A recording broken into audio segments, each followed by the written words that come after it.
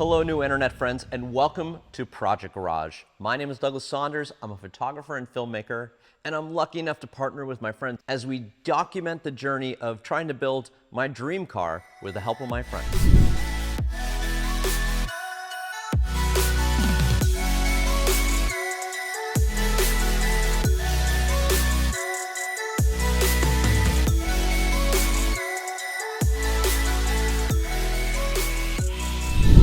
We're turning my 1990 Porsche 911 C4 manual into an off-road Safari 911.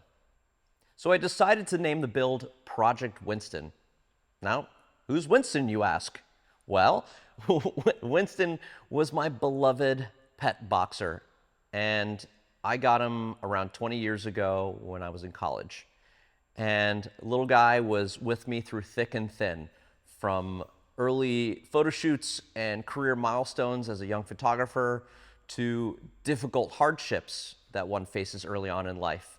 And he was even there for a lot of amazing cross-country road trips. In fact, he loved riding in the car. Well, as I build this car, my intention is not to just build and sell it. In fact, I intend for this thing to be with me for a long time, to make new memories, share time with friends and loved ones. And I think the best way to pay respects to the memory of my beloved boxer is to name my car after him. And actually, I have one tattoo, and it's of Winston. So for those of you that are wondering, what's a Safari 911?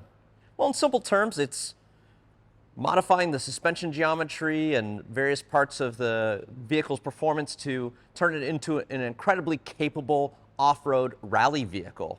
Now, you may have seen some of these vehicles popping up online in recent years, but this aesthetic is nothing new. In fact, I believe it was the mid-60s that people started to modify Porsches. People were taking them on cross-country international rallies and winning, going thousands of miles on some of the most difficult terrain. It was their lightweight and balance that really made them very capable rally vehicles. So next important question is, Douglas, why are you taking a perfectly nice classic 911 and turning it into a rally vehicle? Well, let me show you. Allow me to introduce you to my trusty 2008 GX 470.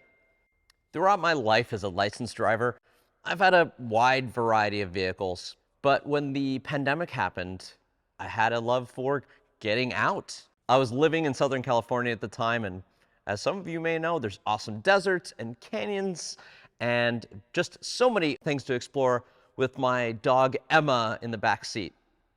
And I also wanted the opportunity to go to national parks and long road trips. Well, this thing checked every box. So I found an original donor vehicle for pretty cheap and turned it into the ultimate apocalypse surviving vehicle.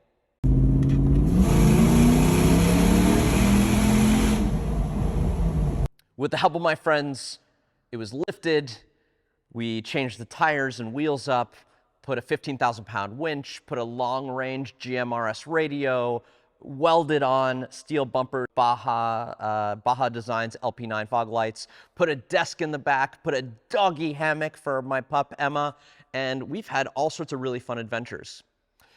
So after taking this thing on countless adventures over tens of thousands of miles, why then have I decided to do a Safari 911? Well, as Matt Farah has said, a Safari 911 has the capability of something like a Ford Raptor pickup truck, but the dynamics of a rally race vehicle. It's a Porsche 911 with an excellent sense of humor. So I went off to look for a little brother for my GX, and that's where Winston came in. So that brings us back to Winston. He was the perfect donor vehicle for this project.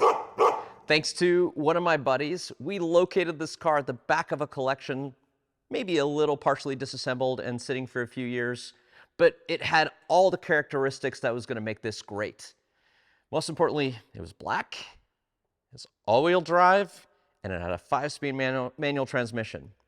We did a pre-purchase inspection, and the engine compression on it is fantastic. The transmission and clutch are solid and working great, I can tell you, since we've test driven it. That front suspension just like went like this. Oh, shit. That was hilarious.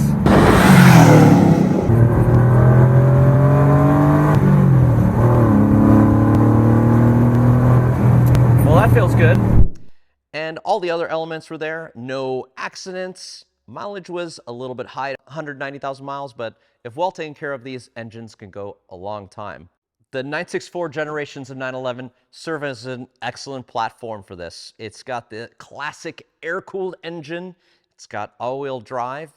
It's a few more modern amenities than the popular 930 generation, which is one generation older. And I love the way it looks. The majority of the build will be taking place right here, right outside of New York City, at the Hudson Stables. The Hudson Stables is a luxury facility where they store, as you can see, really amazing exotic vehicles. They tend to them, they handle service. They have a really great shop area with multiple lifts and a full set of tools and a cool lounge and even a wash bay outside. And they've been so incredibly generous to let us in here, not only to film, but to build this dream project. I think it's important to mention right now, early on in the series, that I'm reasonably handy, but the truth is I'm gonna need a lot of help to accomplish this project. So I am taking the help from my friends, and you'll see two faces primarily other than my own in this series. One is William Cooper, great guy, mechanical genius, and he's helping get Winston running and up on his feet. And Tim Harney. Tim Harney I've known for decades. I've known him since high school, and he is a great guy, hilarious, and a genius when it comes to metal fabrication. And he has some great ideas with how we're going to modify this car. Finally, let's talk about the steps we have ahead of us on this project. Step one, getting Winston running without anything falling off of him. Definitely, as I probably mentioned before, brake lines are gonna have to get redone. Check on the fuel lines, make sure the fuel cell is intact.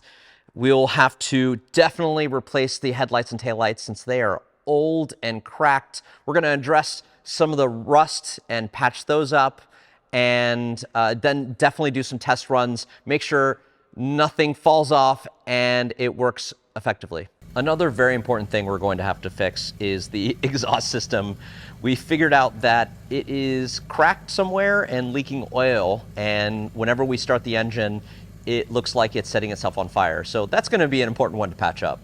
Step two, most importantly, we'll be installing the Safari 911 suspension. We have ordered an incredible class-leading kit from Elephant Racing. It's super comprehensive and will make the car very capable in any terrain.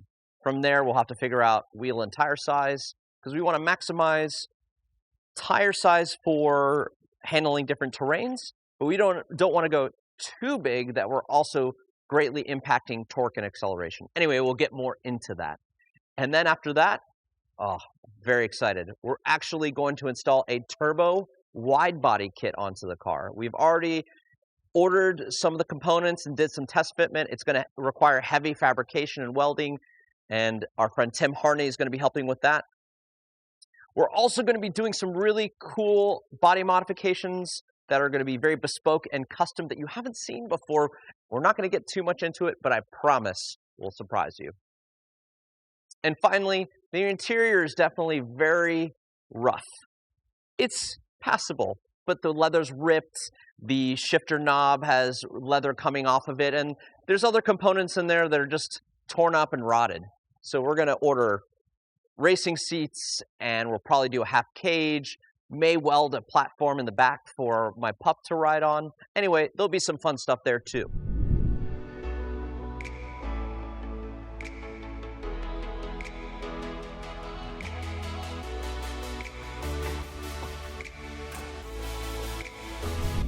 Anyways, guys, thank you for watching.